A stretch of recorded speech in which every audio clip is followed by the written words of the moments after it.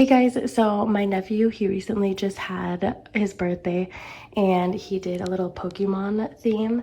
And then, so you can see obviously that this is Pikachu and you can see that it is a foil balloon. Now, something that is just super cool about it is actually how large this Pikachu actually is. So you can see that we hung it up on the wall.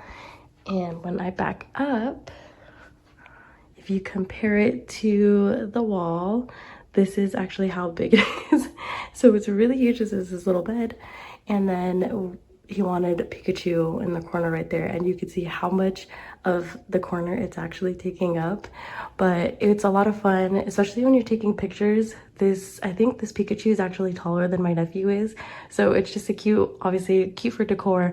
But then it's just also this cute little decorative piece for a birthday, especially when you're taking pictures. So it's like a cute little prop. But yeah, so that's what it looks like. And if you want to compare it to the bed again, that's how big it is. But yeah, it's super cool. Obviously these foil balloons, they last a lot longer too. So his birthday like passed already for like a few weeks now, and it's definitely still in good shape.